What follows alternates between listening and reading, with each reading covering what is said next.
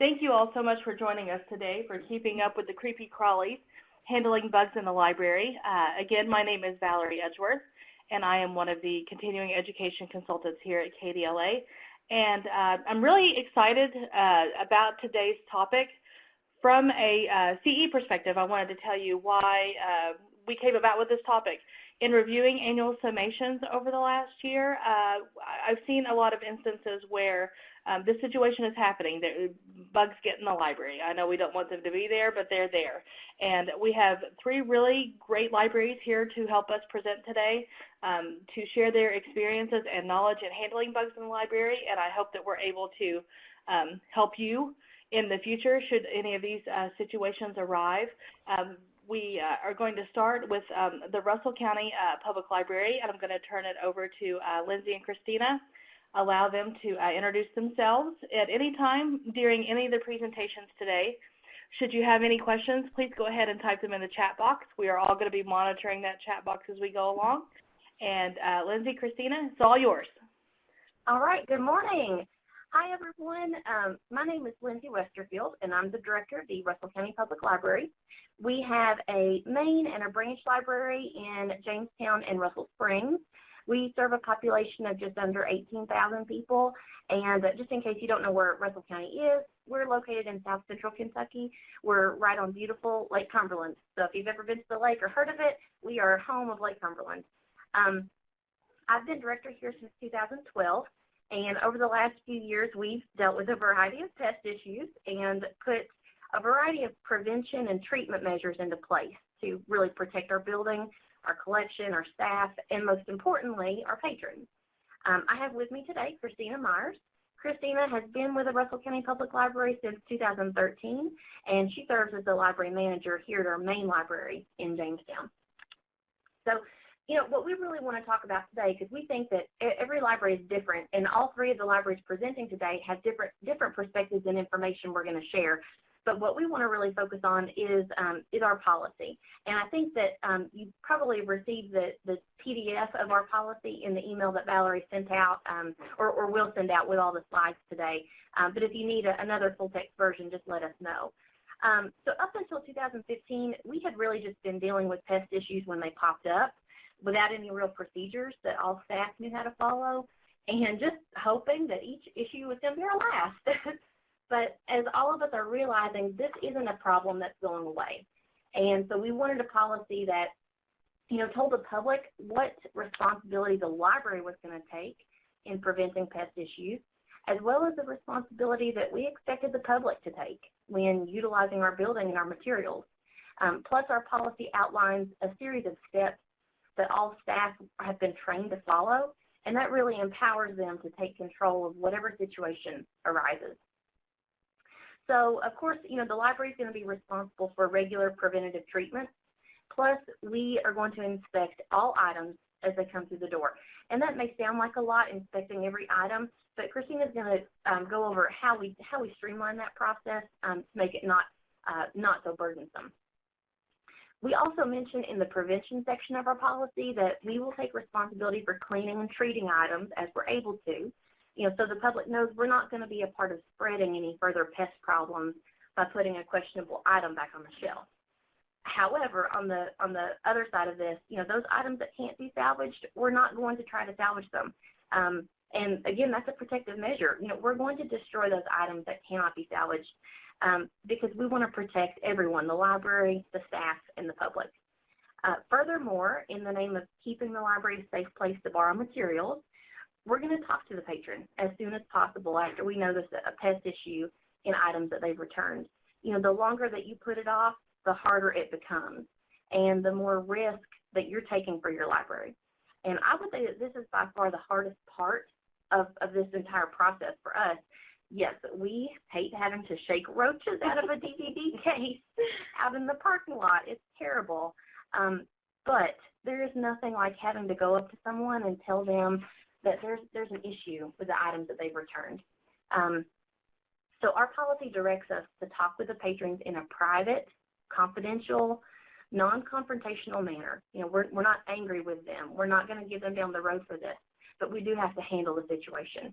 So far, in most instances, I've been the person who's done this, but I think that any of our staff would have the ability to talk with a patron when this happens. If it's possible, meaning, if the items have dead pests in them, I actually take that item to the patron to show them, because it's harder for them to make the denial case. Oh, that wasn't mine. That was in there when I checked it out. Oh, it was in there and you just left it alone and didn't tell us about it? That's probably not the case. But as you know, there are many ways that people get around things. They dump the items at the desk and dash. They put them in the book drop and then, take off. Or the items are so infested that we're too busy containing everything to go talk to the patron for 10 or 15 minutes. But, I really believe that it does have to happen. You have to address this with the patron directly, because it's just too likely otherwise that it's going to happen again. And then you're never stopping the cycle. So in most of the cases that I've dealt with, the patron has been readily admitted to knowing about the problem at home. A couple of times they've said they just don't know what to do about it. And once someone told me that they put off roach bombs every few days, but they just keep coming back. And it's really quite often very sad. So one thing that I usually suggest is that that's doable, especially for families who are dealing with these issues that are quite often low-income families. I suggest that they buy some of the gallon-sized Ziploc bags and keep them at their home to store their library materials in when they check them out. And then, they use that Ziploc bag to bring them back to the library, so we know that if there is something in those items, it's at least contained when it comes back to us. But then hopefully the items have been in those bags the entire time that they've been maybe in the infested home. And so hopefully they're safe. Now, no one has taken me up on that offer just yet, or that I'm aware of, but, they usually say, oh, yeah, that's a good idea. That's something that I can do. And then, of course, we let the patron know that we have to limit their borrowing to a max of 3 items until all items are returned clean for a period of 6 months. And that's just part of the policy that we follow. So they have to come back clean for a period of 6 months or until they can provide proof of treatment from a professional. And if in that next 6 months they bring any of those 3 items back with pests in them, or if it happens again in a year or 2 from now, all borrowing privileges are going to be suspended until we see proof of treatment, because we have to deal with the problem. And last of all, we make a note on the patron record so that the next staff member to assist that patron at the desk is briefed on what happened and what limits might be on the patron. And we've included a sample of that, a sample note at the bottom of our policy if anybody wants to see that. All right, hello everyone. Again, thanks for joining us today. My name is Christina Myers. I'll be going over the next few slides. I can be a bit of a fast talker, so if I need to slow down, just let me know. We strive really hard to catch pests as they come in the door. We check every item immediately, and this is actually beneficial in a lot of ways. We catch bugs, items left in books and cases. I actually found a piece of cheddar cheese once in a kid's book, as well as any damage to the item. So having the policy Lindsay went over has been really beneficial to our collection as a whole. Even if the patron does what I call a drop and dash, where they drop their items on the counter and dash out the door, we will still move immediately to check those items and then get them checked in. Should something be found, I can call and explain the issue. I've only had to do that like once or twice. We flip through all the books and open all the cases to make sure DVDs are in them. Of course, we can't go page by page, but flipping through from cover to cover and opening items at random pages and creases gives us our best chance at finding one of those little invaders. After an item is cleared, but before being reshelved, we clean them with the cloth, and rubbing alcohol water solution, which we just get at the dollar store down the street. Obviously, we don't spray the books directly as it can get the pages wet, but we spray the cloth and wipe them over thoroughly. This helps clean off any residue or germs and actually makes the book look and smell better, especially if they came from a home with smokers or pets. But we all know it's going to happen eventually. The dreaded creatures are literally going to crawl out at you. It's important to contain them right away. We keep a bug infestation kit behind our circulation desk, and you'll see the pictures there, kind of what we have on the lid of it and then what's inside. This handy kit contains gloves, trash bags, and Ziploc bags. If items come back and they start crawling around, get them in bags as fast as you can and get them out the door. That brings us to treatment options. Obviously, I prefer to just set things on fire and start afresh, but so far Lindsay hasn't let me do that. But secretly she wants to do it as well. Our actual treatment for bed bugs consists of cooking them in our Zap Bug oven. Not a product I'm endorsing, just the product that we use. It heats to almost 130 degrees Fahrenheit, I believe, but bed bugs will die after an hour at 120. Oh, great, Angela. Good, good. Other bugs have to be dealt with differently. Roaches can't be killed in the Zap Bug oven. I tried. When I opened the oven again, they started crawling towards me, and oh man, we had that on video, I think, and we should have included a GIF of my reaction. You all would have gotten a good laugh. Anyway, for roaches, we actually had to take them outside and had to stomp on them. I've never been more thankful for an empty parking lot that afternoon. It was also a little cold. The ant incident wasn't a huge deal. We managed to kill most of them with just, spray and crushing them. Let's see. As it happens with spring and summer, sometimes wasps like to find their way inside. My option for those are usually some sort of spray or my handy yardstick. I'm actually pretty precise when it comes to killing them with the yardstick. Christina has excellent yardstick aim skills. I'm going to enter her in some kind of an Olympic event for that. So, there are, of course, a variety of pests that we see in the library. And primarily today, we are generally always focused on the bed bug issue, and I think that's what the other two libraries are going to talk about. But we just wanted to mention these other things that you may see, and just to be prepared for them in whatever way is best for you. So, what is the best option? Well, we just think that it's an individualized issue. It affects each library in a different way. You have different patrons with different issues coming in at different times with different items. So our best advice today is to create a policy that works for you. Create a policy that lays out responsibilities. It shows your public that you as a library are taking responsibility for these issues. You are going to deal with them the best way possible.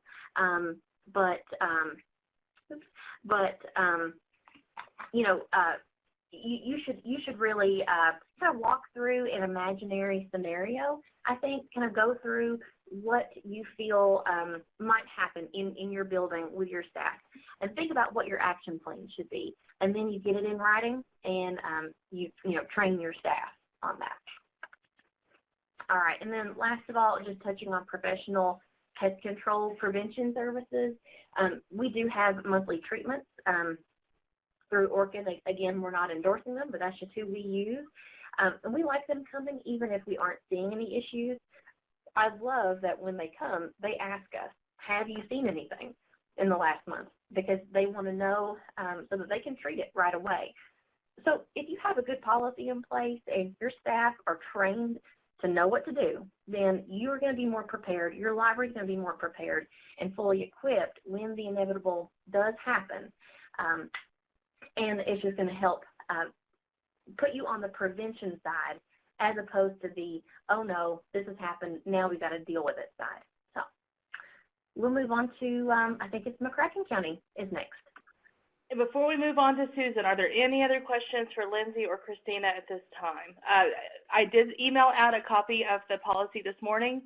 We'll make it available for download again at the end of today's presentation, and I can resend it again if necessary if someone didn't get it.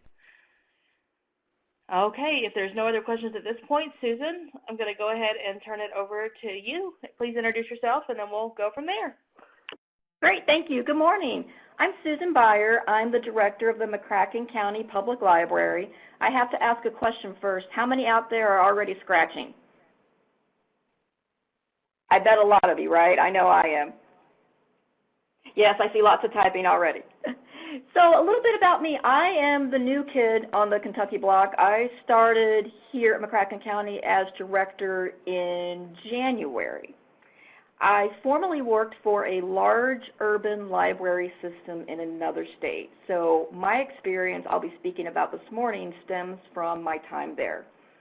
And as a former children's librarian, I think even though I'm a director now, I'm still a children's librarian at heart, I thought I would start this presentation with the classic Once Upon a Time. But unfortunately, this morning's story is a horror story because it's about a librarian versus bed bugs. You knew you'd have to see a close-up of a bed bug at some point in this presentation. Well, there you go. But education is a very important part of this process. So in my previous life as an administrator in a large urban library system with multiple branches, over 80 branches, during a 2-month period, I dealt with 4 separate bed bug occurrences between 2 locations. And we discovered the bed bugs in a variety of ways. In one instance, they were in the book drop. I got a phone call on a Saturday morning saying, Susan, I think my book drop is full of mites. Well, they weren't mites. They were bed bugs. In one case, a patron went up to our library manager and reported being bitten by a bed bug. He wrote it on a note. He was a Spanish speaker. The note was in Spanish. And I'm going to have a little Spanish vocab lesson for you right now. I am putting in the comment box, chinches. That is Spanish for bed bugs. And honestly, a good pro tip, if you're in a community where there are other language speakers besides English, it's a good thing to know what the word for bed bug is in that other dominant language. Because in this case, it was very helpful that we had Spanish-speaking staff there who knew when the customer wrote the note that he was bitten by a chinche while sitting at our periodical section, we knew exactly what that was, bed bugs. In some cases, staff, through inspections, like our friends at Russell County talked about, found dead bugs in the books. And in the horror movie scenario, we did have staff see live bed bugs crawling on patrons. So how did our patrons get these bed bugs in the first place? I think there is a common perception out there that if you have bed bugs, you're probably homeless, you're probably poor, you probably have hygiene issues, and that is definitely not always the case. That is a stereotype that we need to shatter. In the case of one customer, she definitely had a home. She had purchased a used piece of furniture. She was very open about this, and that used piece of furniture was infested. So that's how the infestation spread to her home. It's hard sometimes to pinpoint who exactly is bringing the bed bugs into your library, especially since bed bugs can live several months, some say up to 6 to 8 months, without a food source. So even though your ILS may say this person checked out the book previously, I mean, that's a good starting point, but it's not conclusive 100% evidence because that bed bug could have been there for a while.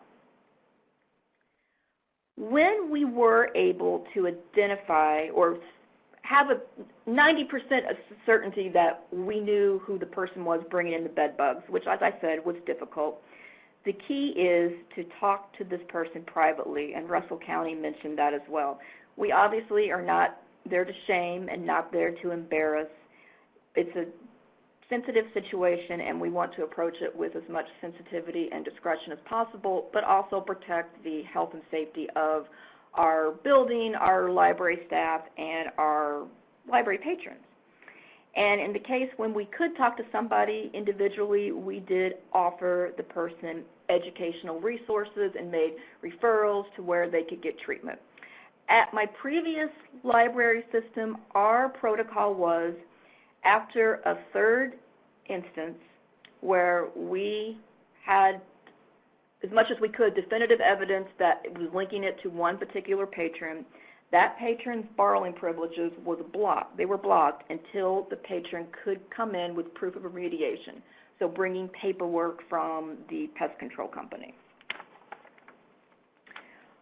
Our approach with treatment once discovering bed bugs was admittedly pretty conservative.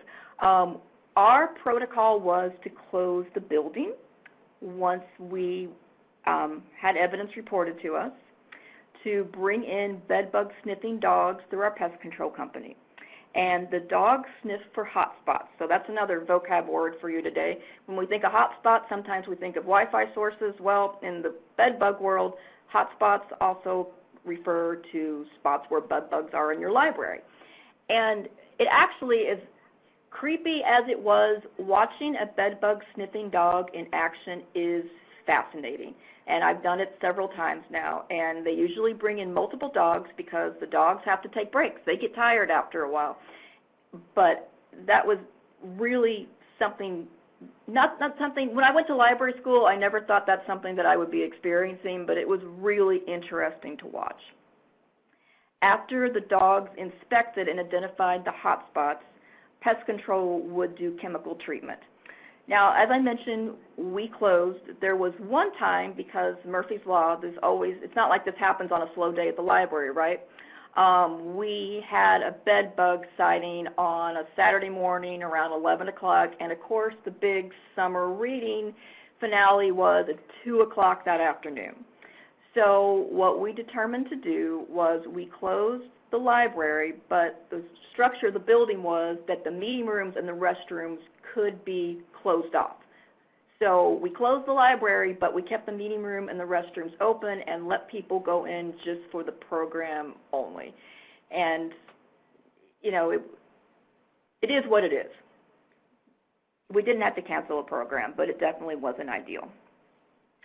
So after the pest control company chemically treated the building, our pest control company always told us that the building needed to be vacant for at least 4 hours afterwards to air it out. Oh, someone's asking, have you had issues with meeting rooms? Thankfully, no. In the cases that I've experienced, the bed bugs have been in the stacks and in furniture and reading areas, have not been in meeting rooms. Now, could they be in meeting rooms? Yeah, I'm sure, but that, in my experience, has not been the case. Let me back up a bit. So as far as materials that the dogs determined to be infected, and of course the dog is not, they're going to have broad areas. It's not like the dog's going to go to one copy of Diary of a Wimpy Kid. The dog's going to sniff out, say, a shelf or a range. Those materials were bagged and sent off for off-site treatment, and that typically took about a week for the books to come back treated. So after those experiences, I did learn several lessons, and as typical for me, I learned lessons the hard way. So let's first talk about prevention and policy. If there's one recommendation I can make today is to go to your library code of conduct, your library rules and regulations for patrons. Do you have any language about preventing people from bringing in large items? Because that can be a great way for bed bugs to come into your library. They can come in on bedrolls, sleeping bags, those kinds of things. At my library, and again I mentioned I'm fairly new here, one thing I discovered was that our policy did not specifically mention that. And the timing is that tonight is my board meeting, and I'm going to be asking them to edit our code of conduct to add that language. And I'm going to share a link because my friends at KDLA were very helpful about this. There it is. You may realize that on the KDLA website there is a really helpful section, I've used it many times, with sample library policies. I borrowed the language that I'm going to be recommending the board adopt tonight to our code of conduct straight from KDLA's website. It's simple language that library staff have the right to limit patrons from bringing in large, oversized items. It's not going to 100% prevent bed bugs. I don't think anything can, quite honestly, but it's definitely a tool in the toolbox and gives you some meat behind any kind of enforcement that you have to do. So I would definitely recommend doing that. Regarding check-in procedure, Russell County talked about inspection of materials, and that's very important. Are they also doing an inspection of the book drop items outside? And I think that is key, and I know it's easier said than done, and it's quite time-consuming. But when staff are outside getting the book drop, emptying the book drop, if they could do an inspection out there, that prevents them from bringing in a problem item into your library, and that's a huge part of it right there. As I mentioned, one of the first cases I ever dealt with, the bed bugs were in the book drop. Another thing we discovered the hard way, do you have a book drop that opens directly into your building, like a slot on the side of your building? If you do, you might consider closing it off because it can be a safety issue for many reasons. Someone could throw in something on fire or an animal or a snake, but also if they're returning an item that is infested with bed bugs or any kind of pest, that's directly going into your building. And as much as possible, if that kind of thing can be contained outside, that's really helpful. Think about how you process donations. And again, I know this is easier said than done, and things sound great on a webinar in theory, but the real-world practice is very difficult. But as you know, donations can be problematic, and sometimes people can't bear to throw away books, even though it's obvious that they should throw away books, and they're bringing them into your library. But if there's a way that donations can be isolated outside, that's really helpful. At our library, again, people are going to still bring in donations no matter what, but we have a donation bin that is outside the library. It is clearly marked that it's for donations, so that is a way to mitigate these instances. Regarding education, I think there is a fine line between awareness and paranoia, and I'm not sure what the perfect answer is on this. I do think it's important for staff to be aware of what a bed bug looks like. As far as resources, the CDC, Center for Disease Control, their website has some great information. The EPA, the Environmental Protection Agency, they have great information as well. Your local extension office and your local health department can also be great sources of information, depending on the personality of your staff and how you think they would receive the information. Maybe showing them a website is good. Maybe having a local expert come in and talk during a staff meeting might be helpful. Whatever works with your staff. But I asked, can you ever really prevent bed bugs? And I don't mean to be fatalistic, but unfortunately I think they are a reality. I don't think they're going anywhere, and I don't think there is any 100% foolproof way to keep them out of your library. When I was working with our pest control department and our health department, their head exploded when I told them about interlibrary loan and courier service. They said, you mean that someone could return a bed bug item at one library, and if the staff didn't catch it, it could go through the courier to another library to fill a customer hold? Yeah, of course, because that's how libraries work. And, well, can you just stop doing that? No, we can't stop doing that. So just the nature of our business makes us somewhat susceptible to this.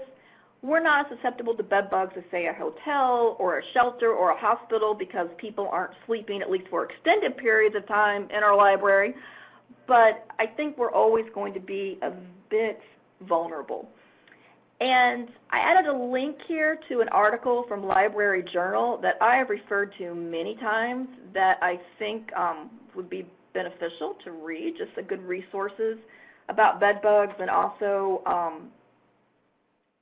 practices from other libraries on how they handle them. As far as treatment, yes, you can chemically treat, but I would talk to your pest control company about what chemical they're using and what potential side effects there might be.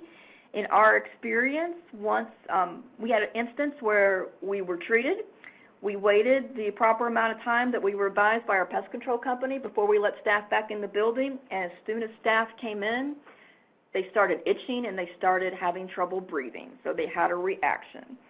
So after that, part of our protocol was to, after the recommended period of time, we had custodial come up and clean any residue that remained after the treatment. Now again, that's something you want to discuss with your pest control company, because cleaning up the residue, is that going to mitigate the treatment? In our case, that's what was recommended that we do, and we did it, but check with your pest control company. There is on the market, and again, I'm not endorsing this product, I'm just informing you that it exists, what is billed as an all-natural way to treat bed bugs. I'm sharing a link. It's called Bed Bug Killer. One of its main ingredients is lemongrass oil. Take it for what it's worth. We have bottles of it at our libraries. It's recommended for furniture, for bed frames. It is not going to treat any massive infestation, but again, it's another tool in your toolbox. Heat, of course, is a way to treat bed bugs. Materials can be treated with heat. I've read that a temperature of about 120 degrees is optimal to treat bed bugs. Regarding protective equipment, this is for your staff. It's important to have disposable gloves for your staff to use when they're inspecting materials. One thing we learned the hard way, again, I learned lessons the hard way, some staff have latex allergies, so make sure you have a non-latex glove option for those staff. Another product that I am not endorsing, but just making you aware that it exists, there are several bed bug cookers out there, and the one that I'm familiar with is called Thermal Strike. And these are basically portable ovens. They're about the size of a very large microwave oven, I guess, and you can put items in there, clothing, books, AV materials for treatment. So the website's in the comments if you want to take a look at that. I think there's also a huge public relations factor in this. Oh, I am so sorry. I skipped over one thing. I wanted to talk about treat or discard the item, and my colleagues in Russell County talked about that as well. That really depends, of course, on the number of items impacted. In one case, in my previous life, we had about 1,000 items that were infected. So in that case, we did send them off for off-site treatment. It took about a week and we got them back, and they were in good condition. We were afraid that with the heat treatment they would become brittle, but in our experience they look pretty good. If it's just an isolated case, it's probably best to just discard it. As far as charging patrons, in my experience, in my previous work, we did not charge the patrons for items damaged. And that, of course, is an individual library decision. But our thought was this was already a horrible, sensitive situation. In some cases, the customers were having difficulty getting the resources together to even treat their bed bug problem, so they probably weren't going to be in the best position to pay for their items. So we just ate it, quite honestly. Back to the public relations aspect, I've had many pest control experts and health departments tell me that bed bugs aren't a health issue, they're a nuisance because they don't carry disease. They're not mosquitoes with the Zika virus. And that very well may be true, but it's kind of small comfort because they're still incredibly creepy and it's a public relations nightmare. When we did close libraries, our public statement was that we said we were closing for emergency facility maintenance. That's the notice that we put up on our library's websites. That's the notice that we put on the door. Depending on the situation, if more information needed to be shared on a one-on-one basis about what that emergency facility maintenance really was, we shared that. But actually, the biggest public relations issue that I experienced was with the staff, because understandably the staff, they were incredibly creeped out, incredibly worried about the chance of them bringing bed bugs home to their own residents from working with them at the library. And I wish I could say that I had a good answer, that I could comfort all of them and assure their fears were unfounded, but honestly, I couldn't. What I could do was educate them as best as I could, give them options to mitigate their chances of bringing a bed bug home, and thank goodness that never happened, but could it happen? Sure, it could. One thing we recommended for staff, they could limit the amount of things they bring in with them to work. You know, maybe they don't need to bring 5 bags of materials with them at work. You know, keep as much items as possible in their car or at home. Also, putting their own purses and bags in plastic bags when they were at work, if that made them feel better. Also, in the case of one library that had 3 cases within maybe a 6-week period where the staff was really weary and exhausted and creeped out, members of upper management, we went out and had a special staff meeting about the issue where we heard their concerns and just let them know that we heard them, we were doing our best to mitigate the risk to them and to the public, that when we close the library for treatment, we know it's an inconvenience, but it's a way to lessen their risk, and also just to share our appreciation for the work they were doing in really extraordinary circumstances. And that concludes my part, and I'll be around if there are any questions later. Thank you. Wonderful. Thank you so much, Susan. Again, at any point in time, any questions, go ahead and type them in the chat box. And our next presenter is Amy Morganson. Amy, I'm going to go ahead and turn it over to you, let you introduce yourself, and we'll go from there. Okay, thank you. First, I want to make sure, can everybody hear me okay? Sounds great for me. Can everyone hear Amy? Okay. Okay. I think we're good to go, Amy. Okay. I am Amy Morganson from the Marion County Public Library.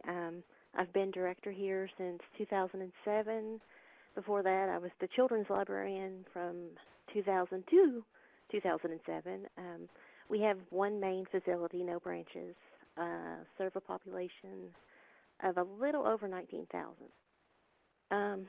Basically with mine, I'm going to give you just an idea of our experience with finding the bed bugs, the inspection process, and how we plan to look towards the future and hopefully preempt and deter the problem in the facility itself. As the first slide says, some of your book donations are not created equally, and they come with an unwanted bonus, and we found that out the hard way, and likewise, some of the books are returned with a little more than they were checked out with. Our first scare was actually more of a warning. We had a bookmobile patron that notified our outreach librarian that she had found bed bugs in her home and that the books that she had checked out had been affected by this. At that time, we had no plan in place, and we thought certainly this was just an isolated incident and nothing was going to happen, and so we decided to go ahead and write those items off.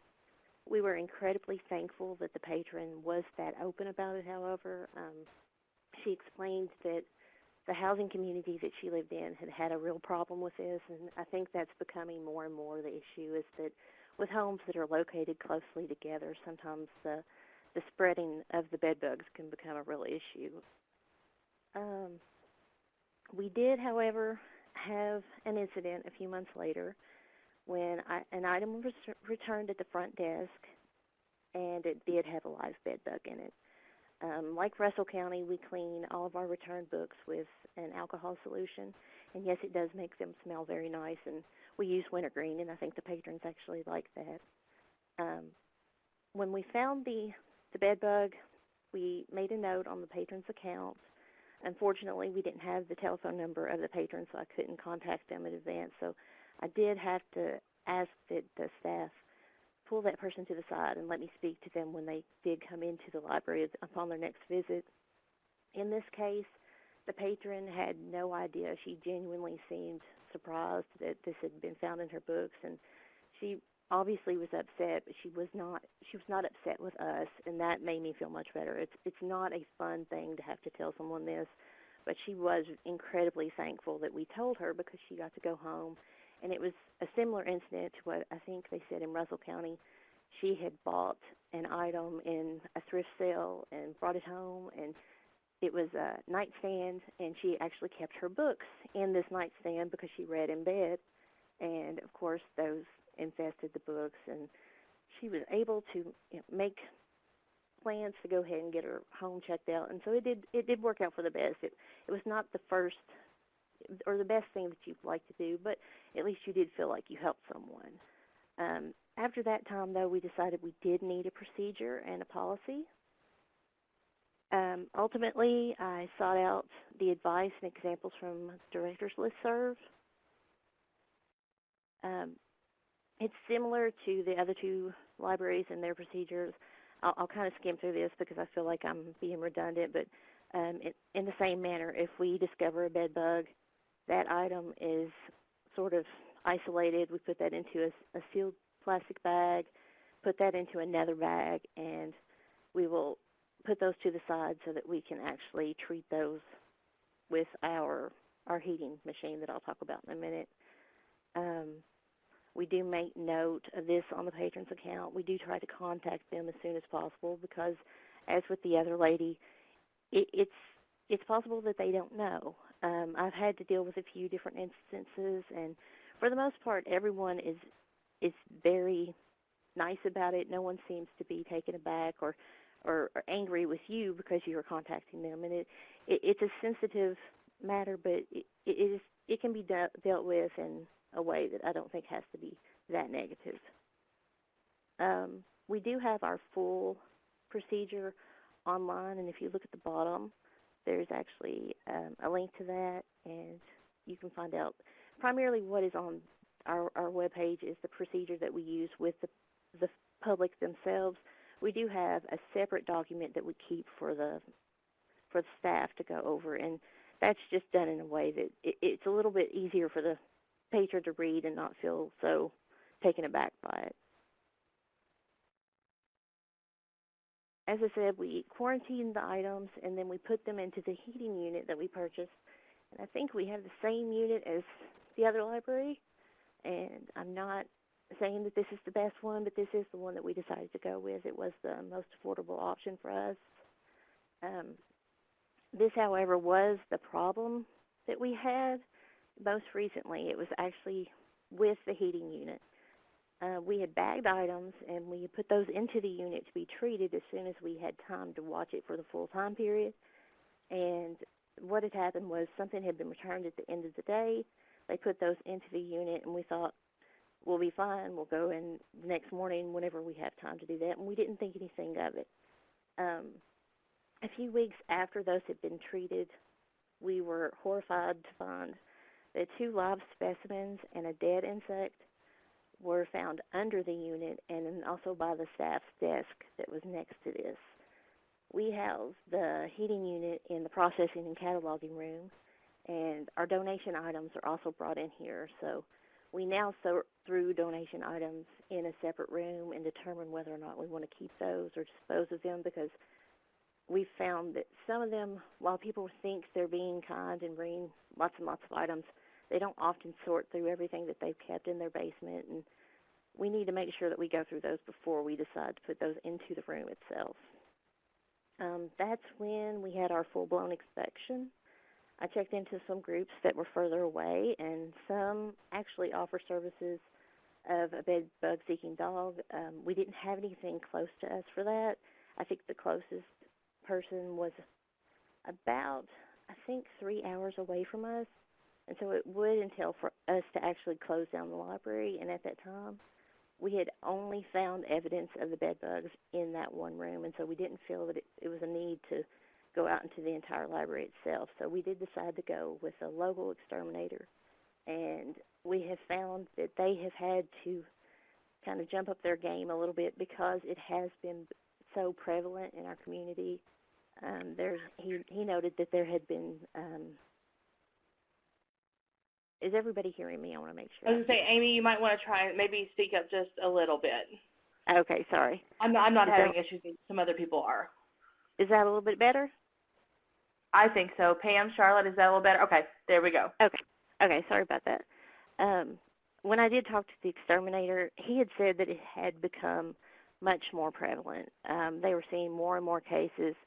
And where they had initially not done any sort of treatment, they hadn't done anything with actually doing inspection, they realized after a point that they would have to do this because it was just becoming so often that they were asked to come and do these sorts of inspections and treatments. So fortunately, we hit at the point that he had already gone into this process.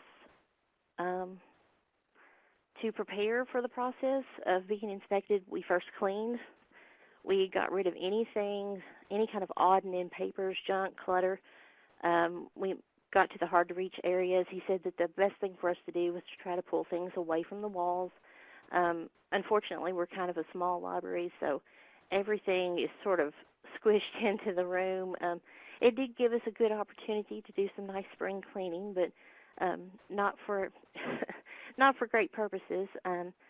Something that we did decide to do that is not necessarily something that you have to do, but we just decided that it might be helpful for us is we used diatomaceous earth.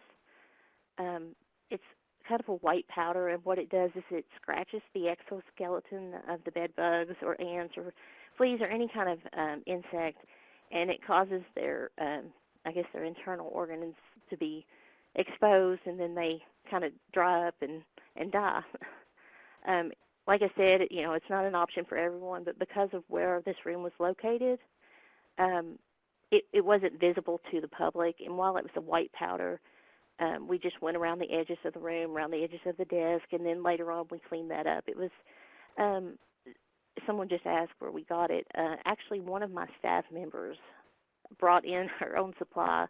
She uses it for some other things. She has animals, and I'm not really sure exactly how she uses it with her horses, but she had mentioned it to me, and I didn't think it would be an issue. You know, like I said, no one was going to be seeing this, so they wouldn't be questioning, why on earth do you have this strange white powder sprinkled around your office?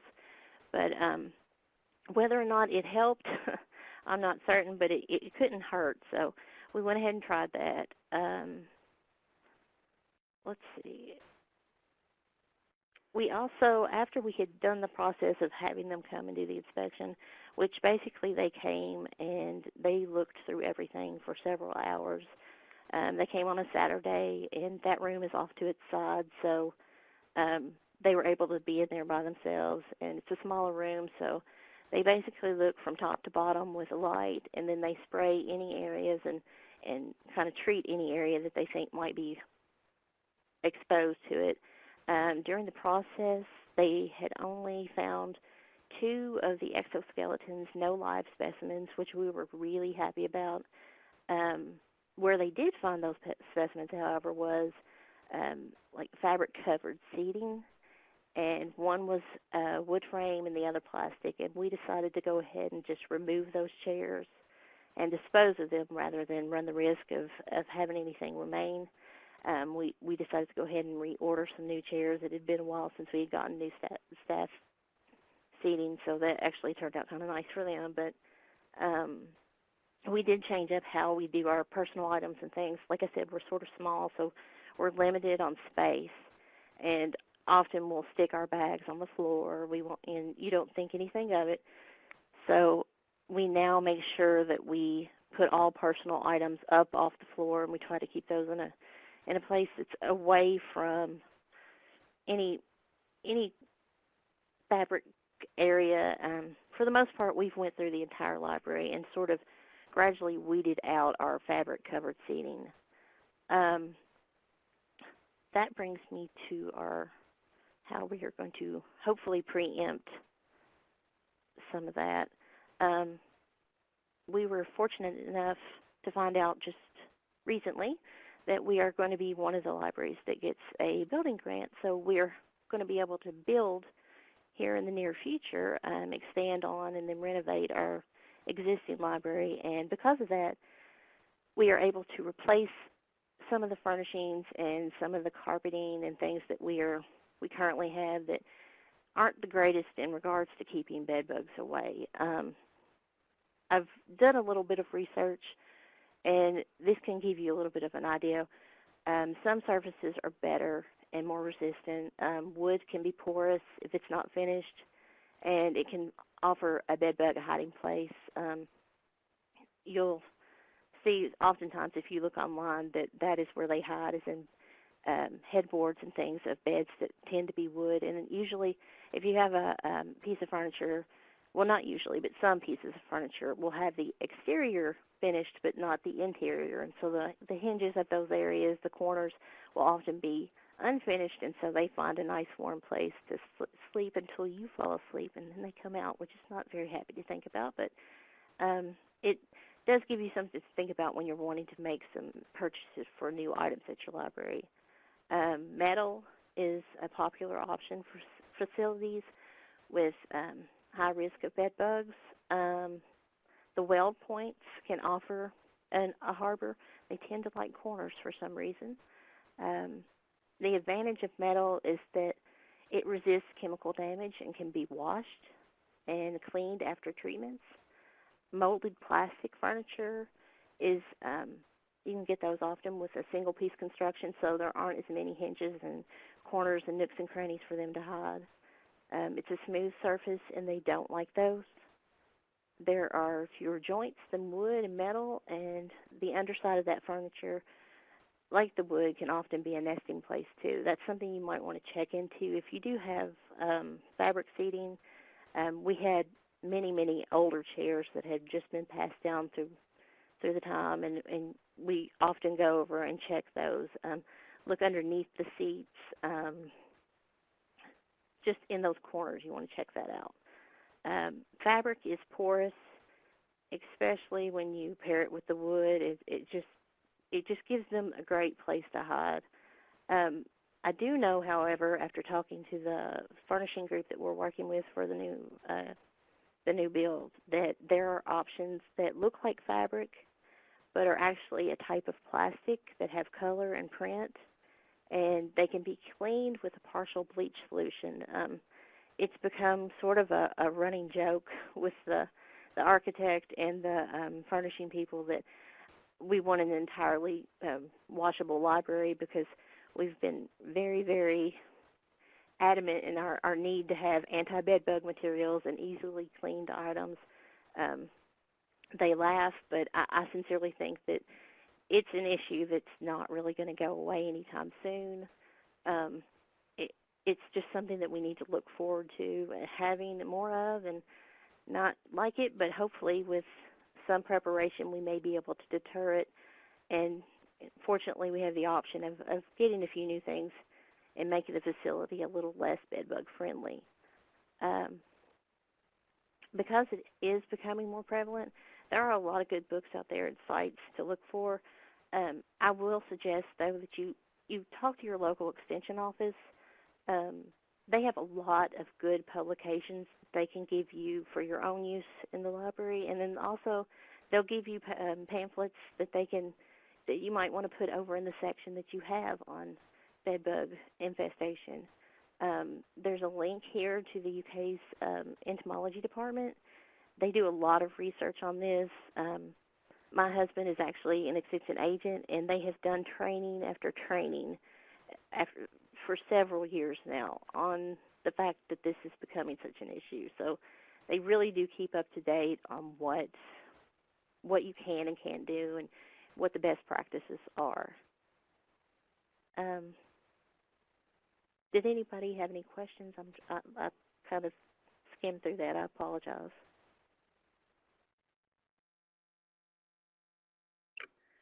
Thank you so much, Amy. At this point, if anybody has any other questions or anything we want to discuss, questions just come in for Lindsay. For Susan, you mentioned off-site book treatment. Can you share what you had done?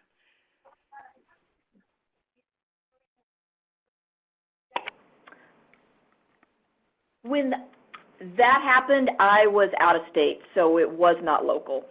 This was on the West Coast. But your pest control company could probably refer you to a local resource. So I'm sorry, I don't have anybody within the Kentucky area that I know of. I'm sure they exist. Mm-hmm. Thanks, Susan. While we're waiting, I went ahead and have the files pod download is available here. Again, I sent the slides out this morning, but if you weren't able to download it from there, here they are again, and I can send them out if necessary. We're going to hang out for a couple more minutes. If you've got any other questions, feel free to type them in the chat box. Thank you so very much to all of our presenters today. I think this was a wonderful real-life example and a good realistic view regarding handling bugs in the library, and I appreciate all of our presenters very much taking the time out to help us here today with this webinar. We are going to archive this webinar. It's been recorded. It'll be on our archived webinars page hopefully by the end of the week, and it is my goal to take care of your certificates no later than tomorrow morning, so you'll get your certificate of attendance as well. Again, when you're ready to exit, you can go ahead and click the red X in the top right hand of the screen, but we'll stay on for a couple more minutes just to see if there's any other questions. Thanks, everyone.